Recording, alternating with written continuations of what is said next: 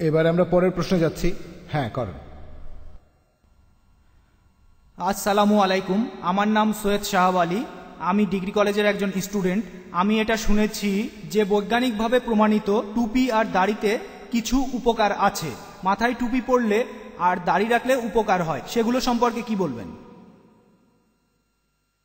ভাই, আপনি প্রশ্ন করলেন যে আপনি শুনেছেন বেশ কিছু উপকারিতা পাওয়া যায় যদি মাথায় টুপি পরেন আর মুখে দাড়ি রাখেন, সেগুলো কি? হ্যাঁ, এতে অনেক উপকার আছে। আপনি এই উপকারিতা লিস্ট বানাতে পারেন। যেমন যদি টুপি পরেন তাহলে রক্ষা পাবেন রোদ থেকে, সানস্ট্রোক থেকে। রোদ লাগলে অনেকের সানস্ট্রোক হয়।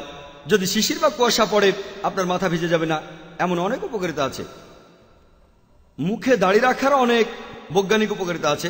কিছুদিন আগে একটা গবেষণা হয়েছে যে যারা মুখে দাড়ি রাখে আর প্রতিদিন দাড়ি ধোয় তাদের শরীরের উপরের অংশে ইনফেকশন হওয়ার সম্ভাবনা কম থাকে, ফুসফুসের ইনফেকশন, গলায় ঘা ইত্যাদি।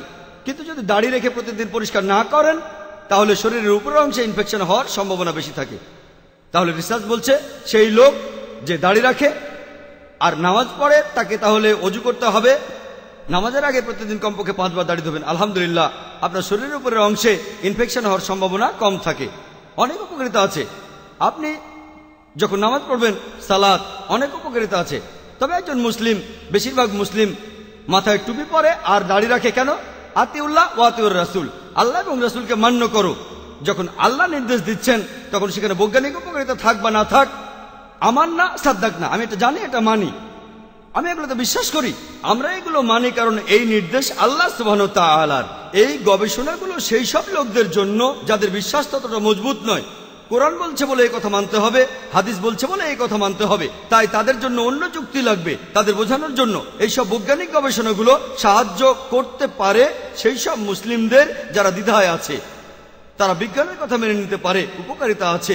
তবে আসল কথা হলো পোশাকে যদি আপনার উদ্দেশ্য বোঝা যায় তবে সেটাই পরেন।